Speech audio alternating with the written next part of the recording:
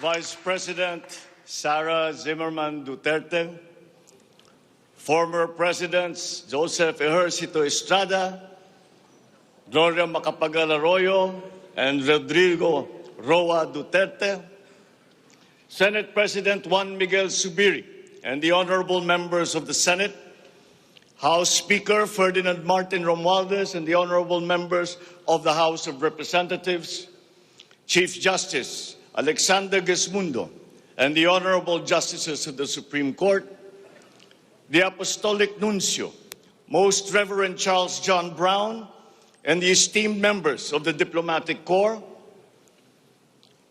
the honorable members of the Cabinet, our First Lady, Luis Araneta Marcos, and our children,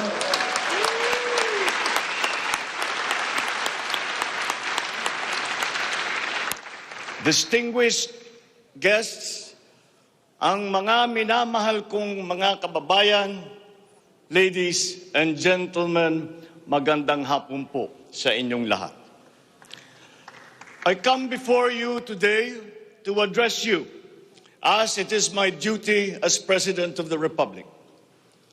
We live in difficult times brought about by some forces of our own making, but certainly also by forces that are beyond our control. But we have, and we will continue to find solutions, and these are some of them. In terms of the economy, we will implement a sound fiscal management. Tax administration reforms will be in place to increase revenue collection. Expenditure priorities will be realigned and spending efficiency will be improved to immediately address the economic scarring arising from the effects of COVID-19 and also to prepare for future shocks. Productivity-enhancing investments will be promoted. Our country must become an investment destination, capitalizing on the corporate recovery and tax incentives for enterprises with the CREATE law and economic liberalization laws such as the Public Service Act and the Foreign Investments Act. Ecozones will be fully supported to bring in strategic industries such as those engaged in high-tech manufacturing, health and medical care, and all emerging technologies. This is also seen to facilitate economic growth outside of Metro Manila. Our tax system will be adjusted in order to catch up with the rapid developments of the digital economy, including the imposition of value-added tax on digital service providers. The initial revenue impact will be around 11.7 billion pesos in 2023 alone. Tax compliance procedures will be simplified to promote ease of paying taxes. We will pursue measures to determine possible undervaluation and/or trade misinvoicing of imported goods. Through information and communications technology, the Bureau of Customs will promote streamlined processes. Disbursements for 2022 to 2023 will be maintained at above 20% of gross domestic product, or 4.955 trillion pesos and 5.086 trillion pesos respectively, to ensure continuous implementation of priority programs. Disbursement will further increase over the medium term from 5.402 trillion pesos, or 20.7% of our GDP in 2024, to 7.712 trillion pesos, or 20.6% of GDP in 2028. The medium-term fiscal strategy of this administration seeks to attain short-term macro-fiscal stability while remaining supportive of the country's economic recovery and to promote medium-term fiscal sustainability. Furthermore, and more importantly, fiscal policy aims to bring together the national government's resources so that these are mobilized and utilized in order to gain the maximum benefit and the high multiplier effects for our economy. Measurable medium-term macroeconomic and fiscal objectives include the following headline numbers. These are based on forecasts that are consistent with the guiding principles of coherence of strategies, policy discipline, and fiscal sustainability. 6.5 to 7.5% real gross domestic product growth in 2022. 6.5 to 8% real GDP growth annually between 2023 and 2028. 9% or single-digit poverty rate by 2028. 3% national government deficit to GDP ratio by 2028. Less than 60% national government debt to GDP ratio by 2025.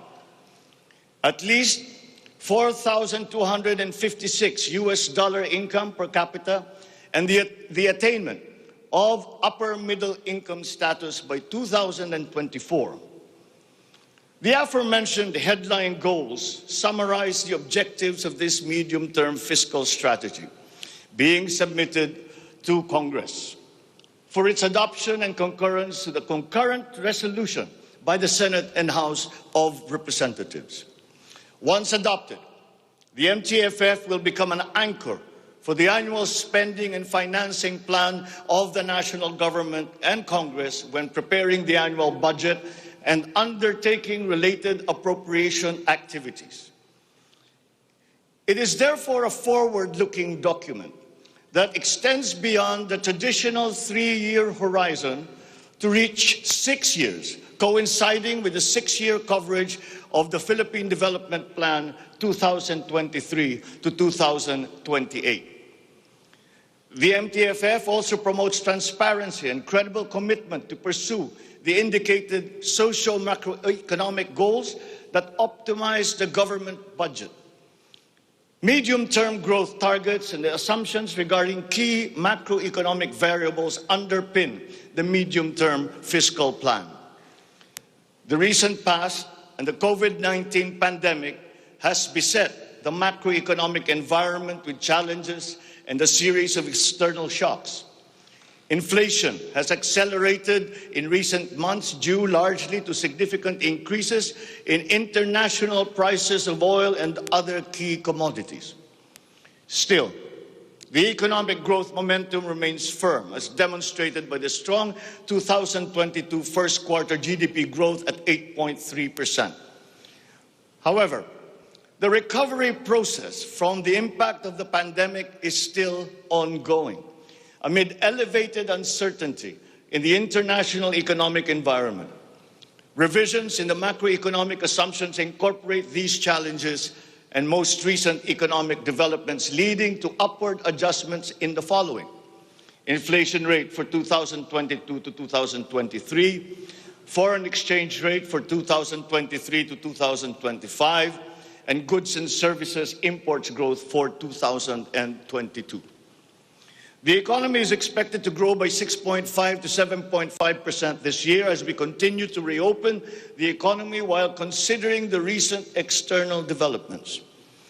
In the first quarter alone, GDP saw an increase in household consumption and private investments, along with a robust manufacturing industry, high vaccination rate, improved healthcare capacity, and an upward trend in tourism and employment. This is expected to continue for the rest of the year. The strong economic growth is projected to be sustained and expanded further to 6.5 to 8% from 2023 until 2028. The average inflation for 2022 is projected to range from 4.5 to 5.5%, following the uptick in fuel and food prices as a result of the ongoing Russia-Ukraine conflict and the disrupted supply chains. It is slightly adjusted to 2.5 to 4.5% in 2023 and is seen to return to the target range of 2.0 to 4.0% by 2024 until 2028.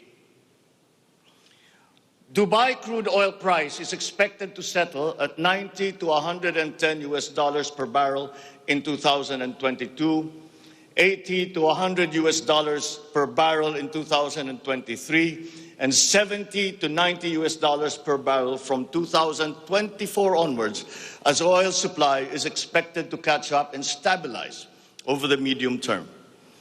The Philippine peso is projected to average between 51 to 53 pesos per US dollar in 2022 and 51 to 55 pesos per US dollar from 2023 onwards due to aggressive monetary policy tightening by the US Federal Reserve, market aversion amid the Russian-Ukraine conflict, and again, increased global oil prices.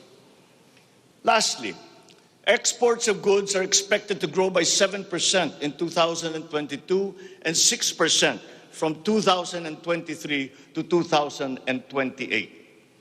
On the other hand, imports of goods are projected to grow by 18% in 2022, 6% in 2023, and 8% from 2024 to 2028. I have instructed the NEDA to coordinate with other agencies and work on the Philippine Development Plan for 2023 to 28 and to submit to me the complete blueprint and progress of its implementation not later than year-end. One of the main drivers of our push for growth and employment will be in the agricultural sector. With regard to food supply, we are confronted by a two-pronged problem, that which will hit us in the short term and that which will hit us in the long term. Tayo ay nahaharap sa mga problemang kagyat nating mararamdaman at mga hamong pangmatagalan. Ang mga suliraning agarang mararamdaman ng ating mga kababayan ay ang posibilidad ng tuloy-tuloy na pagsipa ng presyo ng pagkain at kakulangan sa supply ng ating pagkain. Upang masuportahan ang mabimili para mapanatili ang kanilang purchasing power o kapangyarihan sa pagbili, isinapinal ng Department of Agriculture ang planong taasan ang produksyon sa susunod na panahon ng pagtanim o planting season sa pamamagitan ng tulong pinansyal at teknikal.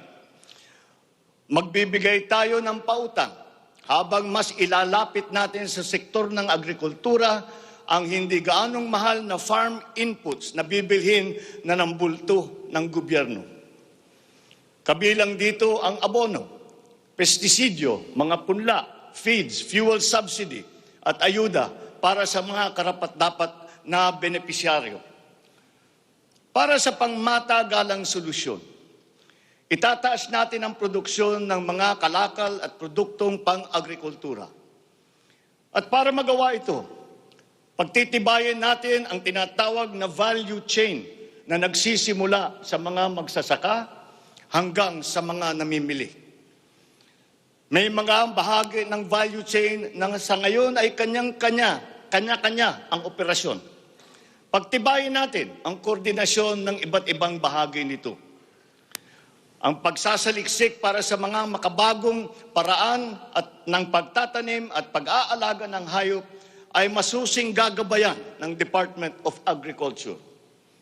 Ang produksyon ng farm inputs o mga kakailanganin ng mga magsasaka sa pagpapalago ng kanilang sakahan ay ating iaayon sa mga hamong dala ng climate change at global warming. Mahigpit na pagsusuri ang gagawin ng ating mga eksperto tungo dito. Ang mga pautang at financial assistance sa mga magbubukid at mangingisda ay magiging institusyon at patakaran ng aking administrasyon.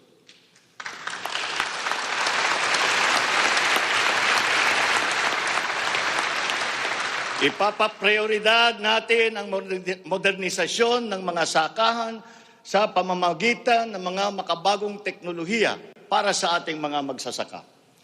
Atin palalawakin ang mga palaisdaan, babuyan at manukan. Lahat ng ito gagamitan ng siyensya para tumaas ang produksyong agrikultural.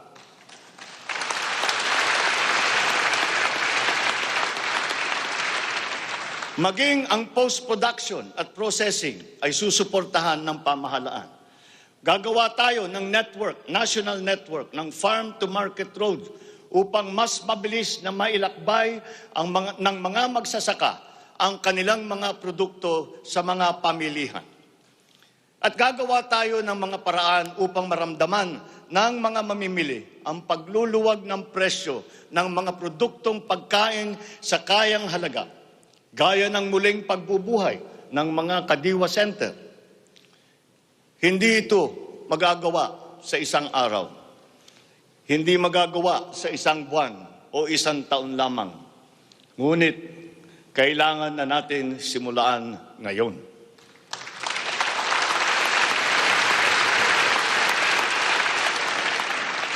Ang Agrarian Reform Program ay dapat magpatuloy.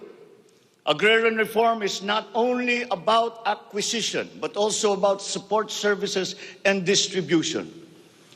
To assist this, I intend to issue an executive order to impose a one-year moratorium on the payment of land amortization and interest payments.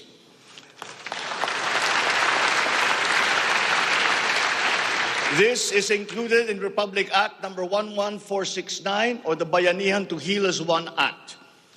A moratorium will give the farmers the ability to channel the resources in developing their farms, maximizing their capacity to produce, and propel the growth of our economy.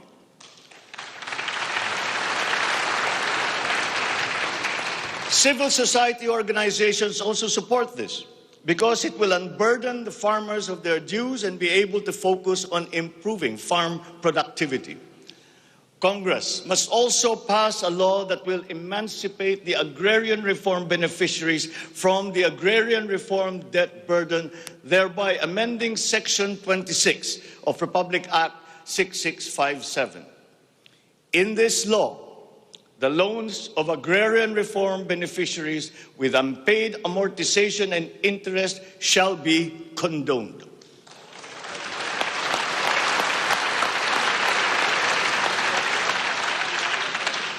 Layunin ng batas na ito ay burahin ang hindi mabayarang utang ng ating mga magsasaka na benepisyaryo ng agrarian reform. Agrarian reform beneficiaries who are still to receive their awarded land under the Comprehensive Agrarian Reform Program shall receive it without any obligation to pay any amortization.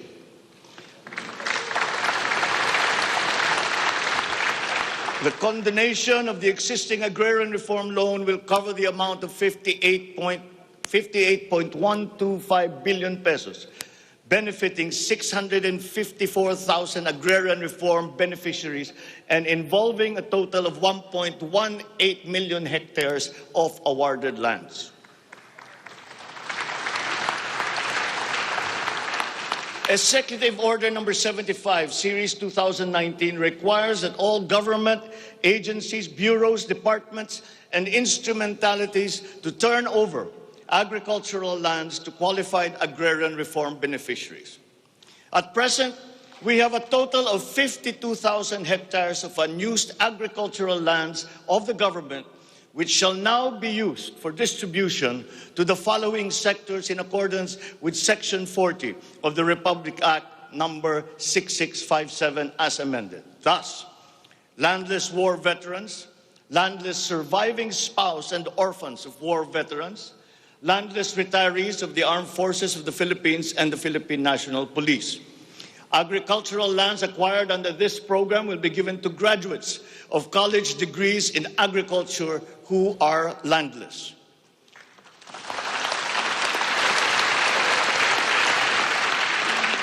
The call of the times is for the infusion of fresh and new blood in the agricultural sector.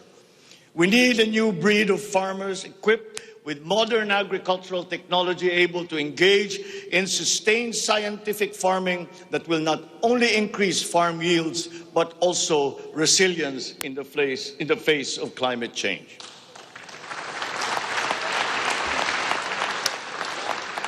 They say that each brand has a story. As for the Filipino brand, ours is deeply rooted in our rich cultural heritage, and the tourism sector plays an invaluable role in the promotion of the Filipino brand.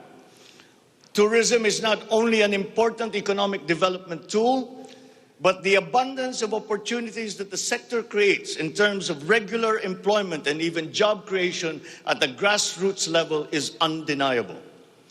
To boost our tourism industry, we will first and foremost make basic developments, such as road improvements for easier access to tourism spots. We will also upgrade our airports and create more international airports to help decongest the bottleneck in the Manila airport.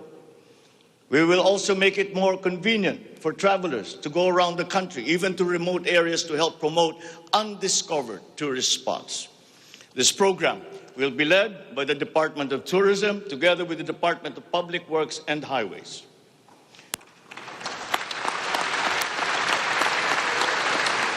To foster the Filipino brand is to spark our sense of pride and reaffirm our strong sense of identity.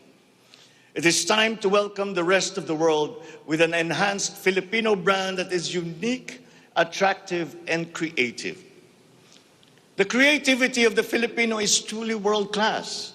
We excel in arts and culture, new media, live events, avenues which generate primary and downstream jobs for our creative and talented countrymen. Unfortunately, ang mga hanap buhay na ito ang unang pinadapa ng pandemya at ang pinakahuli namang makabalik sa normal.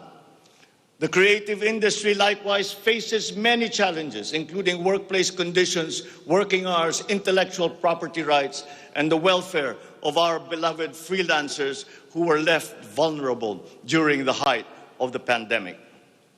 We require an institutionalized creative industry that will advance the interest of its stakeholders. Sila na nagbibigay ng kaluluwa at pagkakilala sa ating pagka-Pilipino. Protektahan natin sila.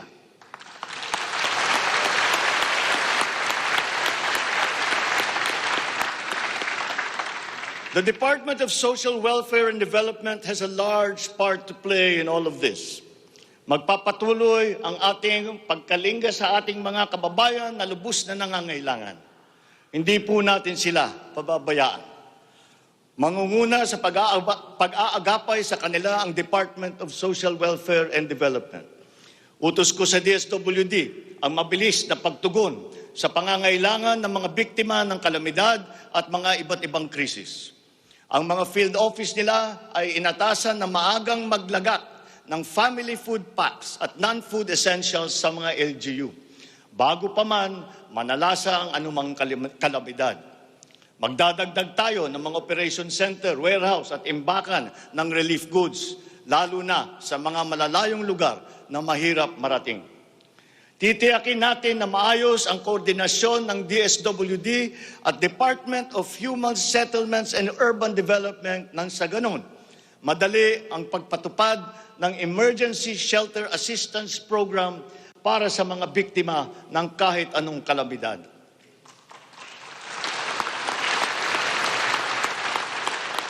Pagtitibayin pa natin ang komprehensibong programang Assistance to Individuals in Crisis Situations o ang ating tinatawag na AICS para maiparating ang tulong sa mas maraming biktima. Hindi natin papahirapan ang mga biktima ng krisis na dudulog sa ahensya. Gagawin nating simple ang proseso ng paghingi at pagparating ng tulong. Dahil hindi naman dapat dinadagdagan pa ang hirap ng nararanasan ng ating mga mamamayan.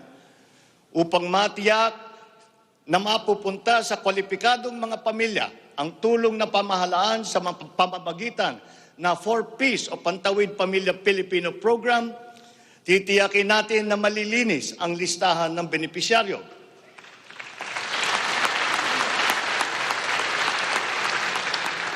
Higit na sa 1 milyong pangalan na ang nakapag-graduate na sa listahan. At nagagalak akong mabatid na sila ay nakakatayo na sa kanilang sariling paa. Kaugnay nito ay inutusan ko ang DSWD na pag-ibayuhin pa ang pagrepaso ng listahan upang maitutok ang pamimigay ng sapat na ayuda sa mga lubos na nangangailangang pamilya.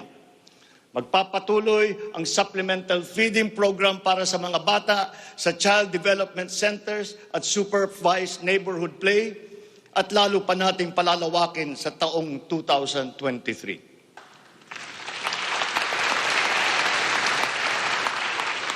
Hindi rin natin nakakalimutan ang mga solo parents at mga nanay na nahiwalay sa kanilang mga mister dahil sa karahasan. Pagtitibayin natin ang programa sa violence against women and their children. Kabilang na ang counseling para sa mga biktima, katuwang ang ating mga LGU.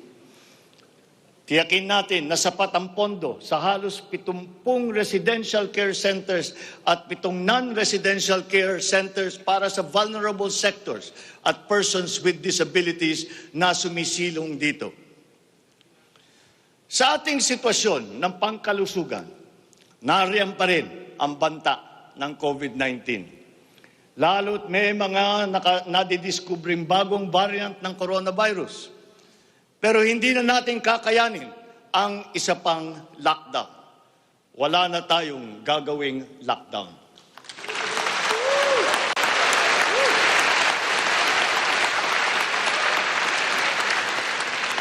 Dapat natin balansehin ng maayos ang kalusugan at kapakanan ng ating mga mamamayan sa isang banda at ang ekonomiya naman sa kabilang banda.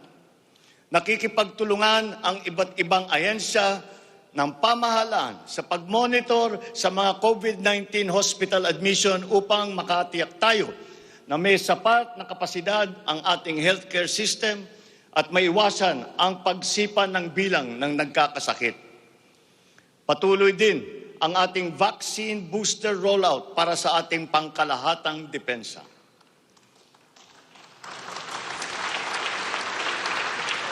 Sa ganitong paraan, kahit pa tumaas muli ang bilang ng mga COVID cases, mananatiling mababa ang bilang ng mga maospital at bilang ng mga namamatay. Sa pamamagitan nito, unti-unti rin tayong masasanay na nariyan ang virus pero hindi na seryoso ang banta sa ating buhay. Iaayon natin ang ating mga health protocols sa kung ano ang ating pangangailangan sa paglipas ng panahon at lalo pang iibayuhin ang kooperasyon kasama ang pribadong sektor upang tumaas pa ang kumpiyansa ng mga mamumunuhan nang sa gayon ay bumalik na tayo sa full capacity, lalo-lalo na ang ating mga negosyo.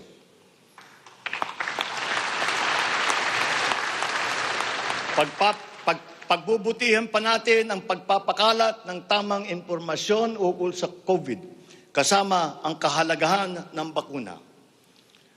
Mananatili muna sa ngayon ang alert level system natin.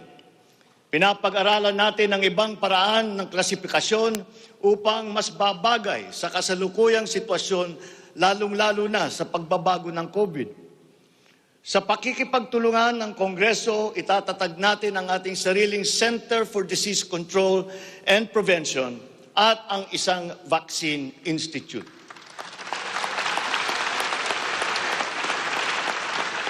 Magtatayo tayo ng dagdag na mga health center at ospital. But beyond the issues that the pandemic has brought, the need for a stronger healthcare system is self-evident. We must bring services, medical services to the people and not wait for them to come to our hospitals and healthcare centers. Napakinabangan natin ng husto ang malalaking specialty hospital gaya ng Heart Center, Lung Center, Children's Hospital at National Kidney and Transplant Institute. Kaya maliwanag na hindi lang dapat dito sa National Capital Region kundi maging sa ibang parte ng bansa.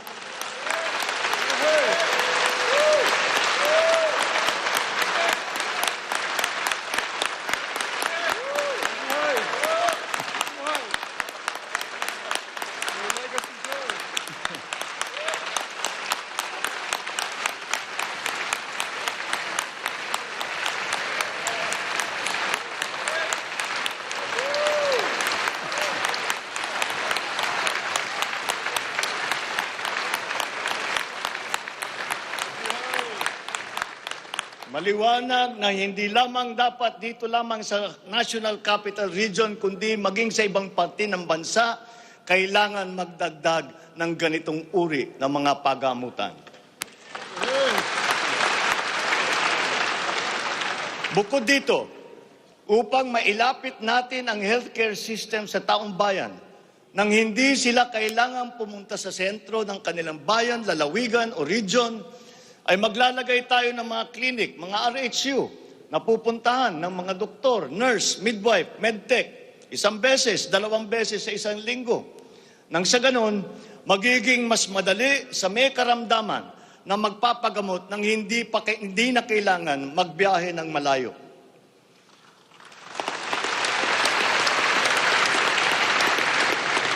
One of the cornerstones of a strong healthcare system is the provision of competent and efficient medical professionals. We will exert all efforts to improve the welfare of our doctors, our nurses, and other medical frontliners. Dapat din tayong magkaroon ng sapat na supply ng gamot na kinakailangan sa pang-araw-araw ng ating mga mamamayan. Sinimulan ko na ang pakikipag-usap sa mga kumpanya ng gamot dito sa Pilipinas at sa ibang bansa. Hinihikayat natin na buksan nila ang merkado upang bumaba ang presyo ng gamot.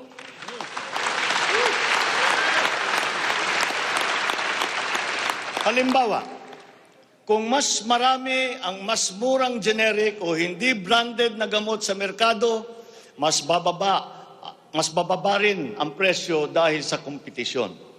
Ang Department of Trade and Industry ay nakikipag-usap sa mga interesadong manufacturer ng generic drugs na papasok sa ating bansa.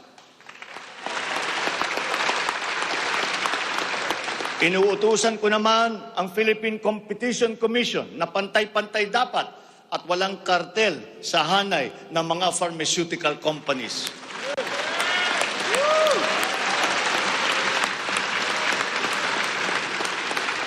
Dahil kapag bukas ang merkado, bababa ang presyo ng gamot para mapakinabangan ng ating mga mamamayan. This is one of the hard lessons that we learned when the pandemic struck, and therefore we must act on that shortcoming.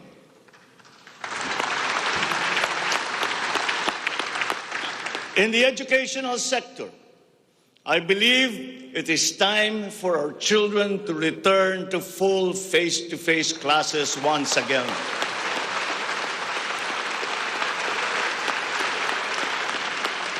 The Department of Education, led by our highly able Vice President Sara Duterte, is now preparing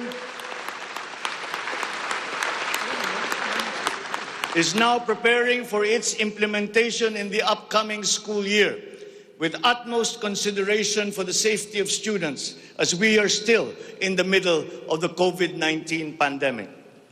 We must ensure that our classrooms are safe for teachers, for students, and the entire academic community when they return to face-to-face classes. We continue to encourage everyone to get their booster shots in preparation for the resumption of in-person classes. This is one of the reasons I have directed the Department of Health and the Department of Interior and Local Government to undertake another rollout of booster shots.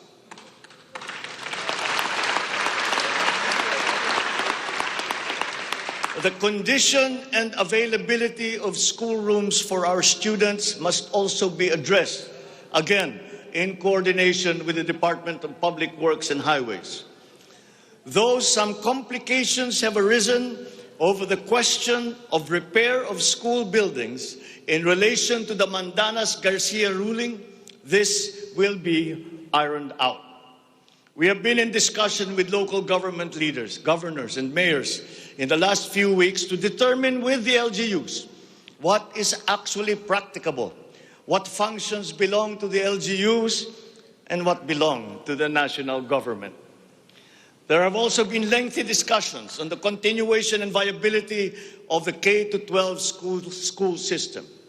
We are giving this careful review, and all necessary inputs and points of view are now being considered. In the longer term, We are instituting a program of refresher courses and retrainings for our teachers so they can stay abreast of the rapid growth in technology, especially in this post-pandemic world. As for the horror stories that we have heard about the poor quality of educational materials and supplies that are being given to our schools, this must end.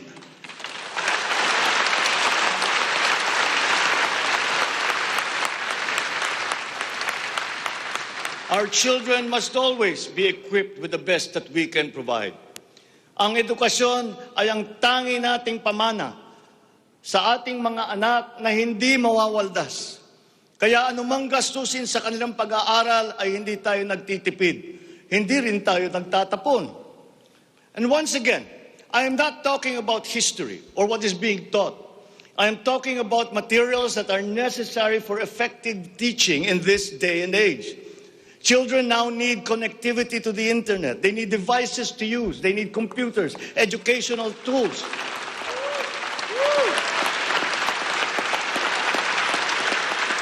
So that they might participate fully in the digital community here and abroad.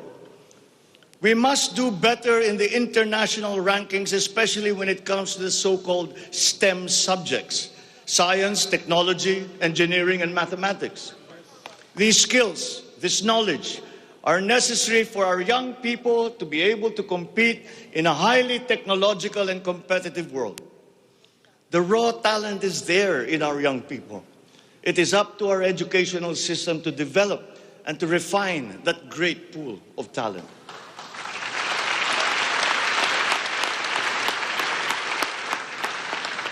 Foreign employers have always favored Filipino employees because of our command of the English language. This is an advantage that we must continue to enjoy. The internet has now become the global marketplace, not only for goods, services, but also for ideas, even extending to our own personal interactions. And the language of the internet, for better or for worse, is English. Therefore, the question of our medium of instruction must be continuously re-examined to maintain that advantage that we have established as an English-speaking people.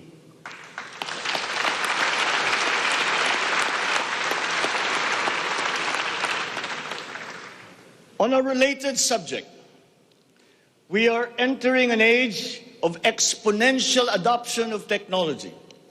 It is the fourth industrial revolution. This will be characterized by the infusion of technology into almost every facet of our lives. Breakthrough technologies in the areas of quantum computing, artificial intelligence, nanotechnologies, the Internet of Things, robotics, self-driving electric vehicles, 3D printing, virtual and augmented realities, among others, that will radically transform the way business is done. The scale and the speed at which these innovations are introduced universally into our everyday lives and activities is unprecedented in our recorded history. We cannot stand idly by. The mission of our Department of Information and Communications Technology is to identify and utilize these innovations to improve governance. It has the daunting task now of transforming our government into an agile bureaucracy that is responsive to the needs of the public. Provide good and solid data to ensure informed decision-making, as well as allow secure and seamless access to public services. The voluminous records stored in the government warehouses and archives have to be digitized.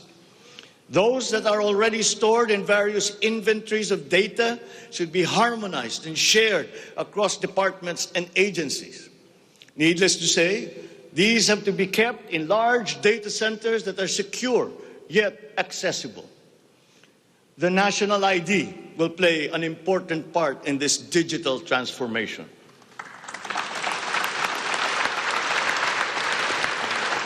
For citizens to be able to seamlessly transact with government, their identity must be easily verifiable. We expect to issue 30 million physical IDs and 20 million digital IDs by the end of this year. The target is to accomplish the issuance of about 92 million IDs by the middle of next year. As the world moves into rapid digitalization, the digital divide will become more pronounced. The depth and breadth at which these technologies will be transformative in our lives is fully expected. This will open new opportunities for the creation of wealth, but will also likely create inequalities. Hence, universal connectivity will be a vital component in order to ensure that no citizen is left behind.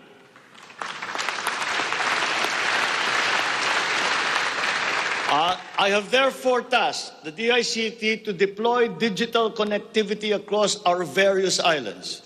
This will be done through the implementation of the National Broadband Plan, the Common Tower Program, connecting our geographically isolated and disadvantaged areas via our Broadband ng Masa project.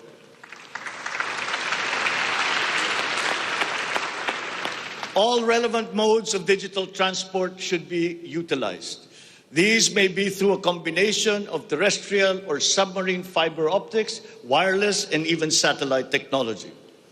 As our Public Service Act has opened the doors and removed the restrictions on foreign investment, we foresee an increase in direct investment of overseas players. This will translate into better quality, availability, and affordability of telecommunication services all over the country. We come now to infrastructure. The backbone of an economy is its infrastructure. The infrastructure program of the Duterte administration must not only continue, but wherever possible, be expanded.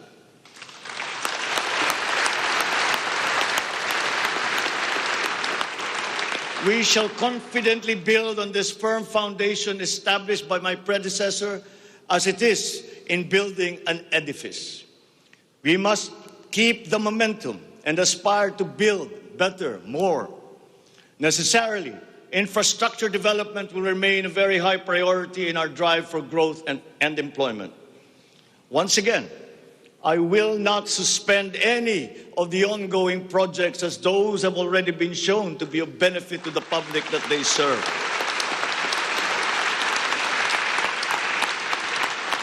We will continue to study the proposals that have been made. Infrastructure development spending will be sustained at 5 to 6% of GDP. The planned expansion of infrastructure projects, I believe, would be possible if we continue to encourage the participation of the private sector in the development of our programs. Public-private partnerships, or PPPs, hold great potential for that expansion, for infrastructure development, and for innovation. Our infrastructure development is of primary importance, as it is a necessary element to improve many other sectors, to include agriculture, tourism, general economic activity, and even to governance. It is my belief also that we have missed some great opportunities to develop our rail transport system. It is clear in my mind that railways offer great potential, as it continues to be the cheapest way of transporting goods and passengers. We can build upon already existing lines by modernizing these old railway systems. There are dozens of railway projects on the ground, above the ground, below ground, not just in Manila, but in other regions, at various stages of implementation and with a combined cost of 1.9 trillion pesos. This administration is committed to finish building the current portfolio of investments, approved railway projects such as the North-South Commuter Railway System, the 33-kilometer Metro Manila Subway Project, the 147-kilometer North-South Commuter Railway System, the 12-kilometer LRT-1 Cavite Extension, the 23-kilometer MRT-7, and the common station that will connect LRT-1 MRT3, and MRT7. And beyond NCR, larger-scale railway systems like the 102-kilometer Mindanao Railway Project,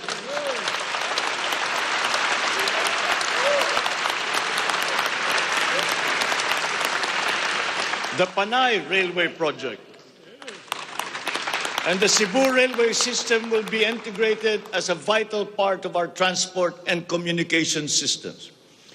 We will also continue to improve our roads and transportation systems in key cities throughout the country through various projects, such as the Cebu Bus Rapid Transit, Davao High Priority Bus System, Ilocos Norte Transportation Hub, the El Nido Transport Terminal.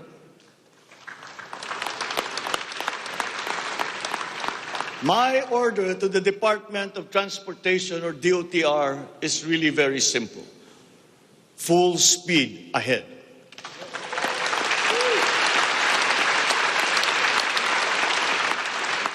Improving our railway system, along with modernizing existing airports and seaports, will maximize our strategic location in the Pacific and connect our many islands. A key sector in our transformation plans is that of energy. Another fundamental requirement for growth and increased employment will be the availability of cheap, reliable energy. This even comes under the category of ease of doing business. If we are to attract investors, both local and foreign, to set up shop here in the Philippines. At present, our demand for energy far exceeds our reliable supply. We must increase the level of energy production. We must look at every possible option that would be appropriate for the Philippine situation. There is some room to expand our present power supply through existing power sources, but this is only to a very limited extent. We must build new power plants.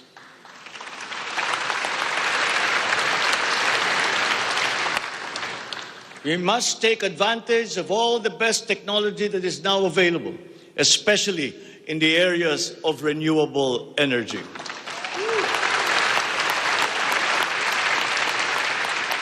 Our search for new power sources should always be with an eye to improving the mix of the energy supply between traditional and renewable sources. The technology on renewable energy is progressing rapidly, and many of these technologies are appropriate for the Philippines. We have already begun windmill power. We are now expanding very quickly our solar power production.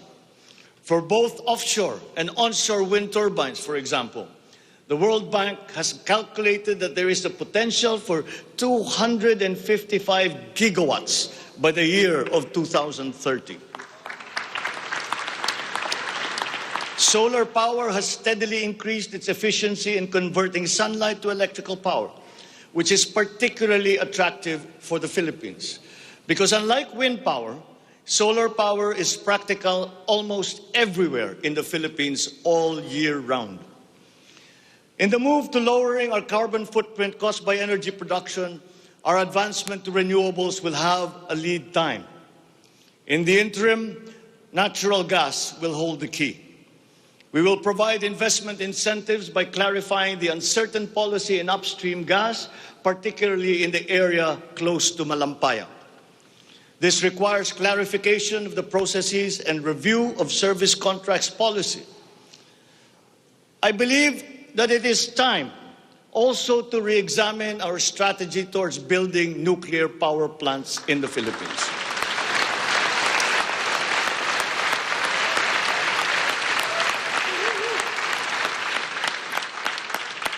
We will comply, of course, with the International Atomic Energy Agency regulations for nuclear power plants as they have been strengthened after Fukushima.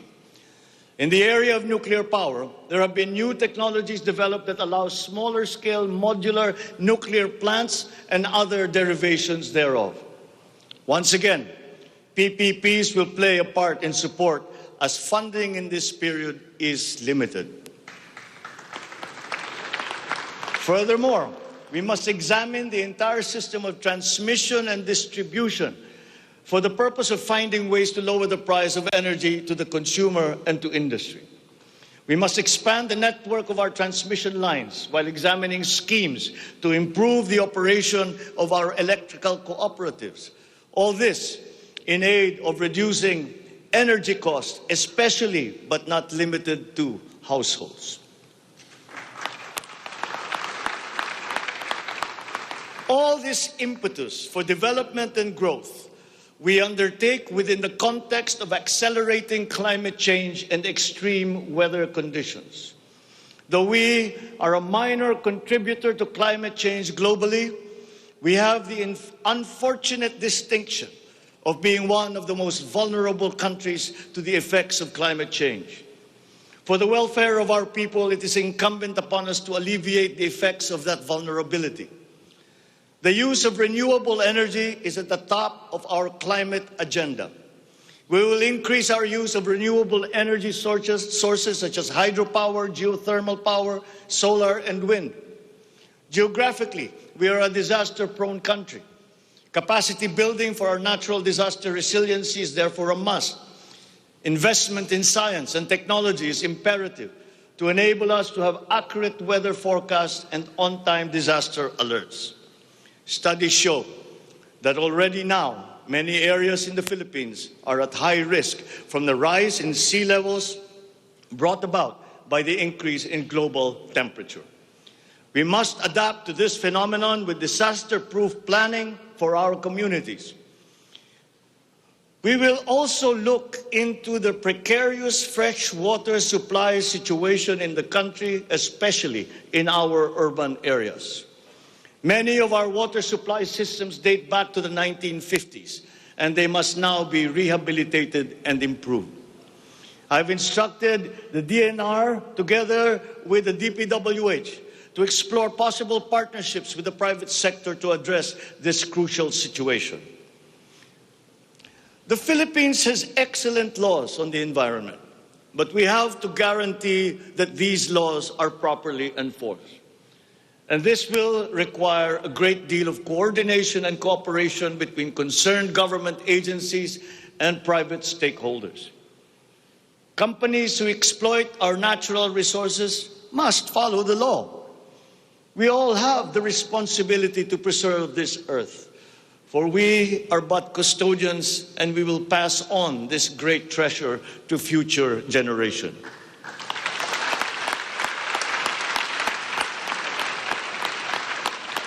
There is no question that the preservation of the environment is the preservation of life.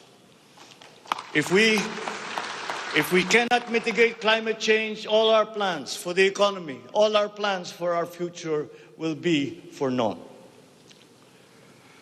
Bawat Pilipino sa ibayong dagat na nagsasakripisyong lisanin ang kanyang pamilya sa Pilipinas upang maghanap buhay ay nararapat lamang magkaroon ng pamahalaang matatawag nilang tahanan habang nasa ibang bayan. Ito ang papel na gagampanan ng kagawaran ng manggagawang mandarayuhan o Department of Migrant Workers matapos itong ideklara bilang ganap na ahensya ng gobyerno ng isang taon. Ang kagawarang ito ang magsisilbing kanlungan ng ating mga kababayan sa gitna ng mundong walang kasiguruhan at mahigpit na kompetisyon. Ito ang maglalatag sa kanila ng mga oportunidad. Titiyak na ang kanilang mga hanap buhay ay tugma sa kanilang mga kasanayan. Maninigurong akma ang sahod at maayos ang kalagayan sa kanilang mga kumpanya at mga ngalaga sa kanilang mga pamilya habang sila ay nasa malayo. Gagawin natin ito sa pamamagitan ng pag-aalis ng red tape sa sistema ng pagsusulong ng digital empowerment. We shall automate the verification of contracts and issue secure overseas employment certifications that you can keep on your smartphone. I call on the Department of Migrant Workers and the DICT to make this a top priority.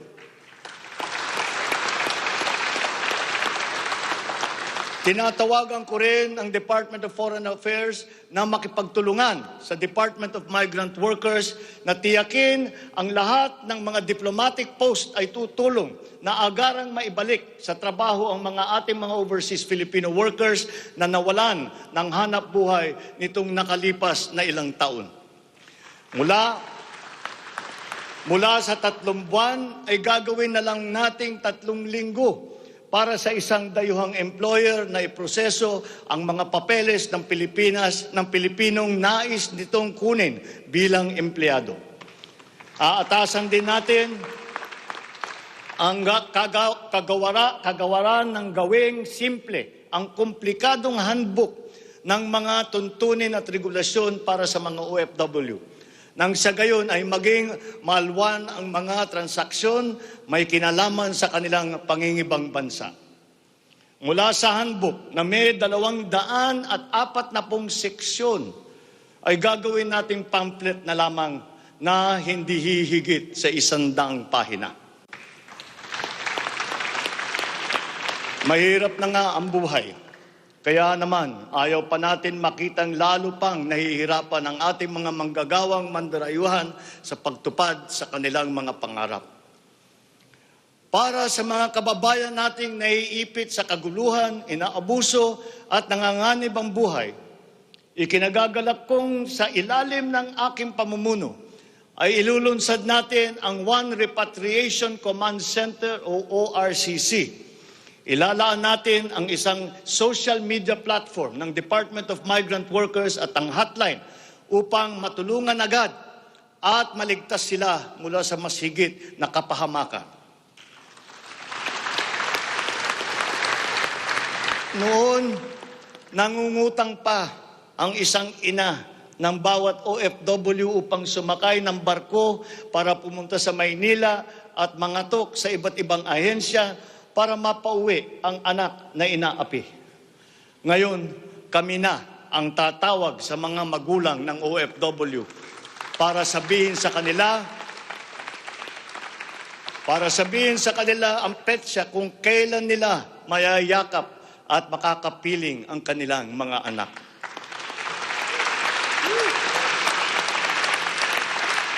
Sa kasalukuyan ay nakikipag-ugnayan tayo sa pamahalaan ng Saudi Arabia upang buksan muli ang deployment. Kaya natin at gagawin natin ang makipagnegosasyon na mabigyan ang ating mga kababayan doon ng tamang pasahod at mapangalagaan ang kanilang karapatan at kapakanan. Muli natin patitibayin ang respeto at pagkakaibigan ng ating dalawang bansa tulad ng namamagitan sa ating ama sa kanilang hari. Sa mga susunod na buwan ay magtutungo si Secretary Susan Ople sa Saudi Arabia upang tiyakin na may sapat na puwersang magsisiguro na mabubuksan muli ang empleo sa bansa at para maisulong ang ating kampanya laban sa human trafficking. Ngayon, para naman sa mga anak na naiwan sa Pilipinas, titiyakin ng Department of Migrant Workers sa pamamagitan ng OWA na sila ay maipapasok sa magagandang paaralan, magtuturo sa kanila ng financial literacy, mental wellness, sports, sining, kultura. Ito ay mangyayari sa pakikipagtulungan ng iba't ibang ahensya ng pamahalaan. Alagaan natin ang kabataang Pilipino sapagkat sila ang kinabukasan ng ating inang bayan.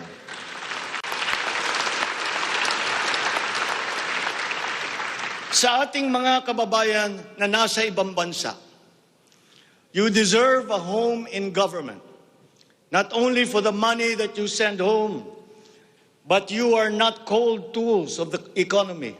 You deserve it for your sacrifices for our country and your perseverance and excellence in the global arena. You OFWs represent the fighting faith of the Filipinos as a nation and as a people. Let us transform your overseas journey into inspirational stories for all time. Thanks to you, our dear legislators, and of course to the man every OFW now refers to as their tatay, President Rodrigo Duterte. You passed the law that created this new home for our OFWs.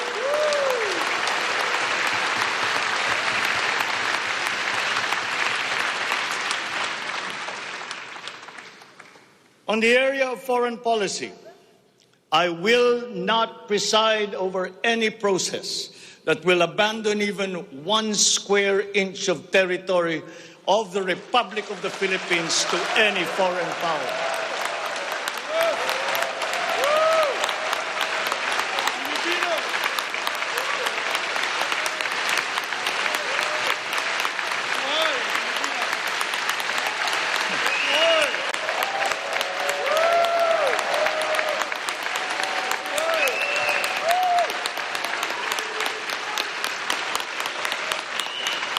With respect to our place in the community of nations, the Philippines shall continue to be a friend to all, an enemy to none. The Philippines has always been open and welcoming to all our foreign friends and visitors. That is our worldview. That is our culture. But let me be clear. We are very jealous of all that is Filipino.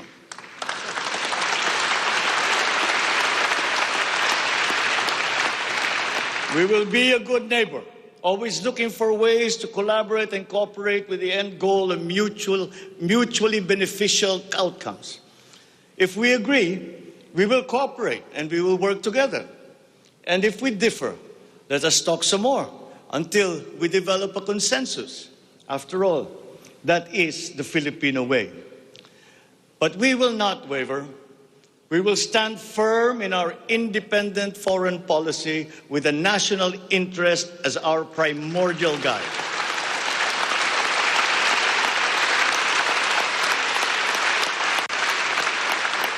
We commit to maintaining good relations with the rest of the world. As a matter of fact, it is my sincere belief that the need for strong bonds and collaboration among nations emerges in the direst of times, such as in a pandemic. The partnerships and alliances that we make with all will provide stability that all nations will need as we emerge into this new global economy. The Philippines will continue to promote stronger and multifaceted relationships with all our partners around the world. We are, in fact, grateful for the messages of support and offers of help that we have received from many of our friends in the international community. This has been communicated to us through the different envoys and ambassadors here in the Philippines. Such strong relationships can only be beneficial to all involved. As I am here today addressing the legislature, allow me now to propose legislation that we would like you to pass in support of these programs. 1. National Government Right-Sizing Program, a reform mechanism that seeks to enhance the government's institutional capacity to perform its mandate and to provide better services while ensuring optimal and efficient use of resources. Compared to previous government reorganization efforts, the NGRP will entail a comprehensive strategic review of the functions, operations, organization, system, and processes of the different agencies, and massive and transformational initiatives in agencies concerned, such as mergers, consolidations, splitting, transfer, and even the abolition of some offices. The right-sizing efforts will also involve the conduct of a comprehensive strategic review of functions, programs, and projects that will cut across various agencies. Number 2, a budget modernization bill. This seeks to institutionalize a cash-based budgeting system under Executive Order number 91, Series 2019, to strengthen fiscal discipline in the allocation and use of budget resources by ensuring that every peso budgeted by the government would lead to the actual delivery of programs and projects. The full implementation of the CBS is timely and vital as the government executes response and recovery plans post-pandemic. Number 3, Tax Package 3 Valuation Reform Bill. This bill provides for the establishment of real property values and valuation standards across the country, and B, the development of real property information system that provides for the database of all real property transactions and declarations in the country. Number 4, Passive Income and Financial Intermediary Taxation Act. This seeks to reform the taxation of capital income and financial services by redesigning the financial sector taxation into simpler, fairer, more efficient, and a revenue-neutral tax system. It also represents to adopt a regionally competitive tax system. Number 5, E-Government Act, which provides for the establishment of the e-government master plan, which shall cover all e-government services and processes. Number 6, the Internet Transaction Act, or e-commerce law, which aims to establish an effective regulation of commercial activities through the Internet or electronic means to ensure that consumer rights and data privacy are protected, innovation is encouraged, fair advertising practices and competition are promoted. Online transactions are secured, intellectual property rights are protected, and product standards and safety are observed. Number 7, Government Financial Institutions Unified Initiatives to Distressed Enterprises for Economic Recovery. This seeks to provide financial assistance to distressed enterprises critical to economic recovery through programs and initiatives to be implemented by the Land Bank of the Philippines, the Development Bank of the Philippines, and the Philippine Guarantee Corporation for purposes of addressing liquidity or solvency problems of MSMEs and strategically important industries to encourage their continued operation and maintain employment. Number 8, the establishment of a Medical Reserve Corps. Establishes a Medical Reserve Corps under the Health and Emergency Management Bureau of the DOH. The MRC shall be composed of licensed physicians, medical students who have completed their 4 years of medical courses, graduates of medicine, registered nurses, licensed allied health professionals. Number 9, National Disease Prevention Management Authority. This bill seeks to create the Center for Disease Prevention and Control attached to the DOH. Number 10, the creation of the Virology Institute of the Philippines. This will create the Virology Science and Technology Institute of the Philippines as an attached agency of the DOST. All offices and units under the DOST with functions related to virology shall now be transferred to the Virology Institute of the Philippines. Number 11, the Department of Water Resources. This seeks to create the Department of Water Resources and adopts the integrated water resource management as the strategic framework for national water management, policy making, and planning. Number 12, Unified System of Separation, Retirement, and Pension. This grants a monthly disability pension in lieu of disability benefits provided under existing laws for military and uniformed personnel retired by reasons of disability. Number 13, the E-Governance Act. It promotes the use of internet, and other ICT to provide opportunities for citizens. Number 14, the National Land Use Act.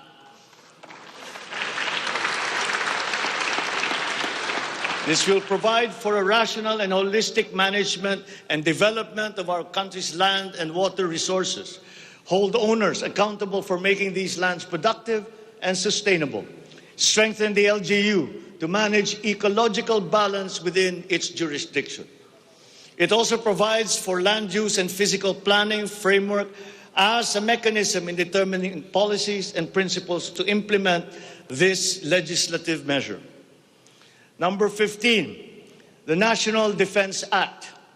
This seeks to amend the antiquated National Defense Act of 1935 to provide for a change in the military structure of the armed forces of the Philippines that is more responsive to current and future non-conventional security threats to the country's territorial integrity and national sovereignty. Number 16, mandatory Reserve Officers Training Corps and National Service Training Program.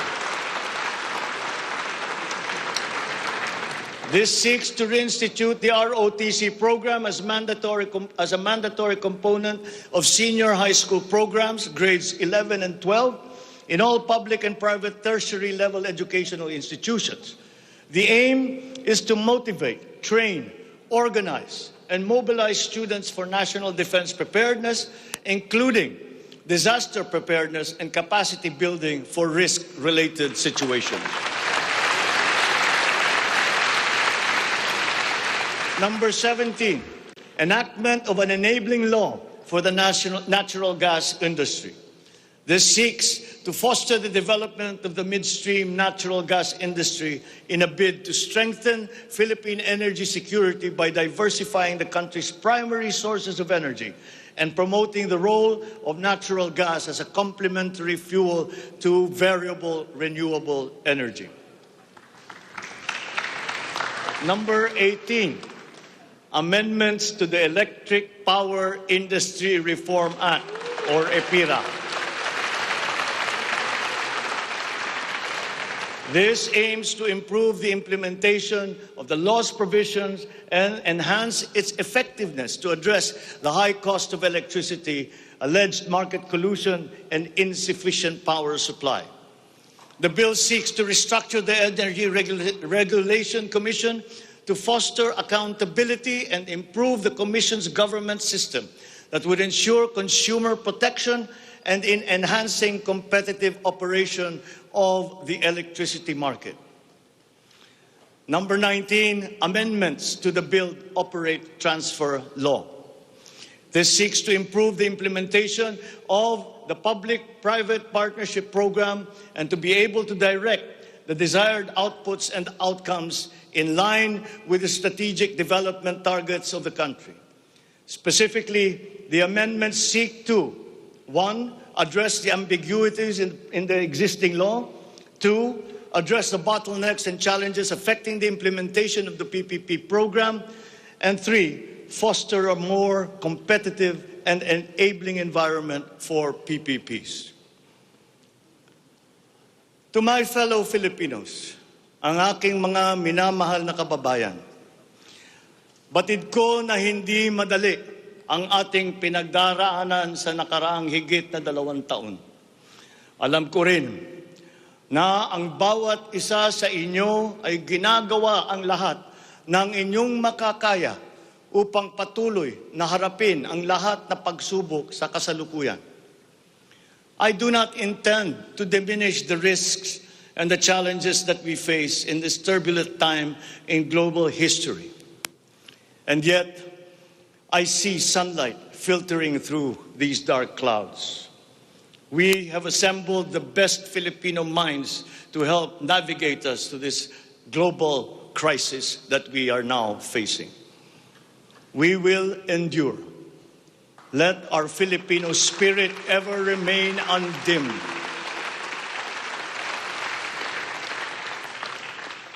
I know this in my mind. I know it in my heart. I know it in my very soul. The state of the nation is sound. Thank you and good afternoon. Marami pong salamat sa inyong lahat.